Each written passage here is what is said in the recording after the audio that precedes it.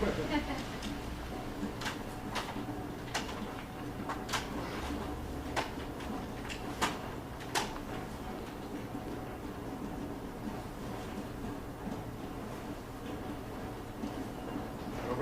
Yes, sir. All right.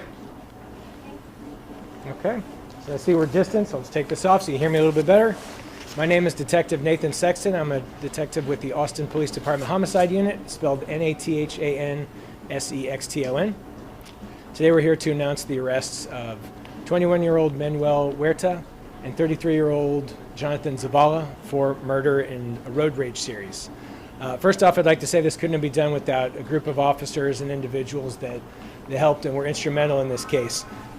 Detective Mike Tayworth, the Aggravated Assault Unit, our Violence Crimes Task Force, the Lone Star Fugitive Task Force, our Ballistics Unit, our Crime Scene Unit, the SWAT Unit, the Frank 700s, our Major Crimes Unit, Crisis Unit, our Crime Analysts, the Night Detectives, the Vehicular Homicide Unit, the New Braunfels Police Department, and the Hays County Sheriff's Office.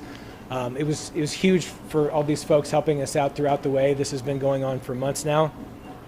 And the two homicides that we're speaking about today are a homicide that occurred on November the 25th, 2020, and the day after Christmas, December 26th, 2020. First off, I'd like to talk to you about the November the 25th homicide. The victim of this homicide was Omar Manguia.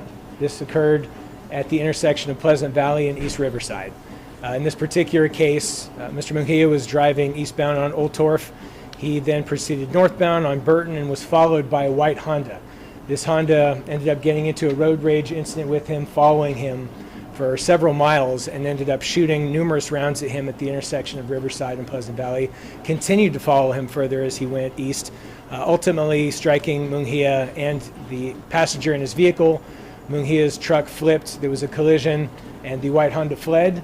We were able to obtain surveillance video from this particular homicide, and we were able to identify the car as a 2016 or 2017 Honda Accord.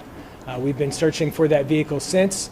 Last week there was a tip to the Capital Area Crime Stoppers tip, which I can't stress enough is huge in so many of our cases, and we encourage people out there to use. There was a tip called in which helped move along our investigation. Throughout the course of the investigation, we were able to identify Manuel Huerta as the primary suspect, who was arrested for this particular homicide. At this point, we open up for any questions that you may have about this particular homicide before covering the other murder.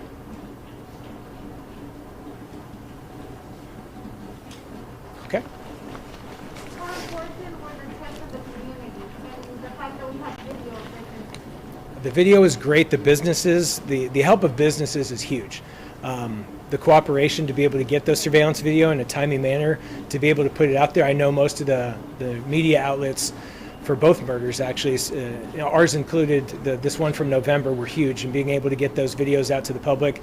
People would call in tips, and it's been very helpful. The latest tip was even bigger, being able to really kind of tie a lot of loose ends together.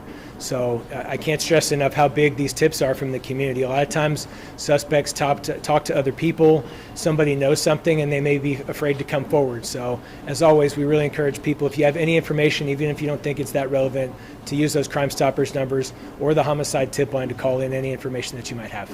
Was the person arrested known to APD previously? He was, yes. He was arrested a couple weeks ago for an entirely different offense, but not arrested previously for murder.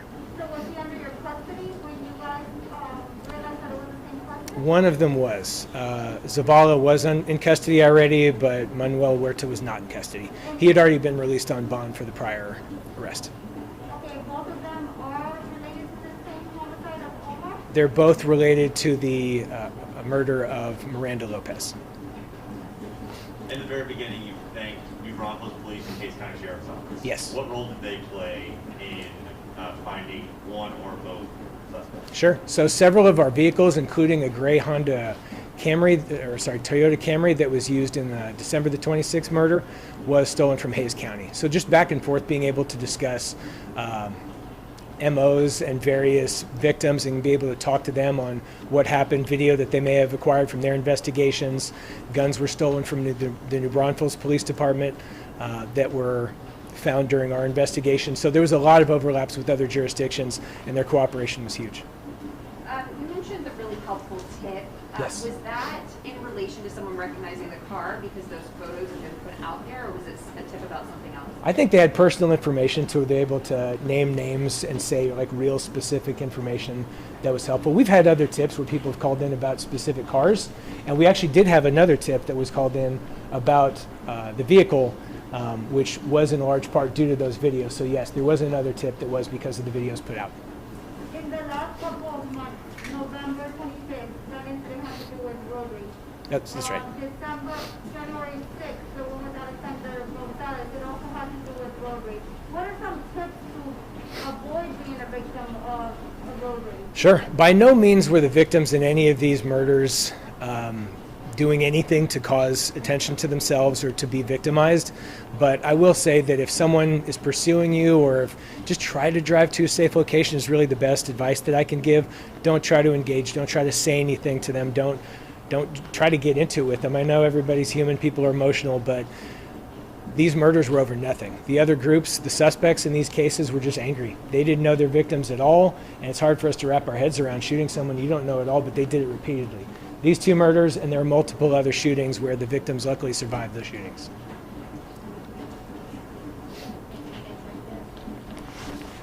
Okay. I'll pass it over now to Detective Zamora.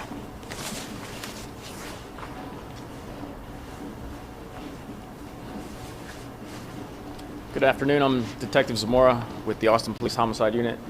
It's Philemon Zamora, Filemonzamora. I'm the primary investigator on the homicide that occurred on December 26th, where the victim was Miranda Lopez. This incident took place approximately in the 2400 block of East St. Elmo after Miranda and her sister were driving home after eating dinner. They encountered a gray sedan, which engaged them in a road rage incident, which then turned deadly when the occupants of the gray sedan shot at Miranda's sister's vehicle several times, ultimately striking her. We were able to collect surveillance footage from various locations, businesses around the area. Unfortunately, we weren't able to identify the vehicle at the time, but like Detective Sexton stated, we received tips, and through the investigation with our crime analyst was able to piece several of these things together and led us to these two individuals, and ultimately their arrest on January 7th for an unrelated incident. Found them in a stolen vehicle with the weapon that was used in this particular homicide, and a aggravated assault as well. So I'll open it up to questions now. The weapon that was used, was that a weapon that had been stolen from New Braunfels Police Department, or was that? That weapon was stolen from a residence in Georgetown. Okay. Did either of the murders, did they use any weapons that were stolen from New Braunfels? At this point in time, we just collected those weapons, so we haven't tested them, so we don't know at this time. Can you take us through, you said there's an aggravated assault, and it sounds like some sort of history of aggression. Can you take us through that a little bit? So we were able to track back cases back to September that we believe these subjects were involved in. During the interview of the Manuel Huerta yesterday, he did allude to the fact that he had some anger issues. So that's as far as I can say about that. Are you able to say about how many other cases you think they might have been involved in? Approximately 11 in our jurisdiction, and then several others in Hays County and New Braunfels as well. And I think this is just the tip of the iceberg, and there are still charges to come, and we believe there may be additional suspects currently still at large, or at least people of interest who may have information. So again, like Detective Sexton said, if there is any additional information, they can contact the Area Crime Stoppers tip line or the APD Homicide tip line. So if there were potentially other suspects, or these people who may have been with them or friends with them, doing the same thing with them? It's an ongoing investigation right now, so we haven't determined that completely yet. I'm a little confused. So Manuel Huerta was involved in both road rage incidents Correct. Were there any other suspects that were involved in both of them? So Jonathan Zavala was, we believe, involved in Miranda Lopez's incident.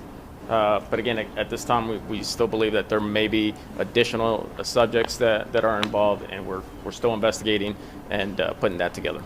Now, are they involved in any gangs, drug cartels, anything that we might know about this group? Again, it's ongoing investigation, so we don't want to put any additional information out at this time. Yes, ma'am. We all seek the death penalty, 2 deaths. This case, once it gets put together, will be given over to the Travis County District Attorney's Office, and they will be ultimately the ones that determine prosecution.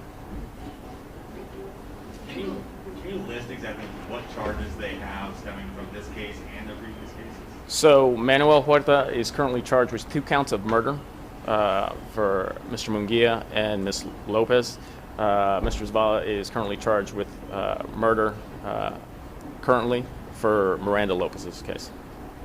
So there may be additional charges coming since there were so many agencies and units involved, but I can't tell you at this time what those will be. And both of these men are suspects in some of the other cases that you mentioned? We believe so, yes. Now, how were the weapons that were stolen from the New Braunfels Police Department, how did they get stolen? Do you know any information on that? At this time, since it's a different agency, I don't want to speculate exactly on how those weapons were stolen. We'll take one last question. Thank you. Thank you.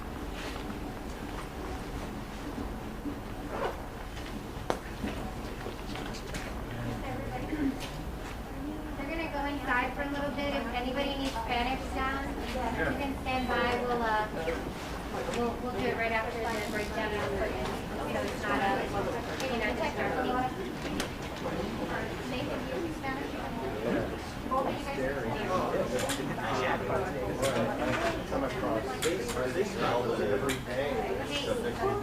want to stay with them? We're gonna both continue on with all the news.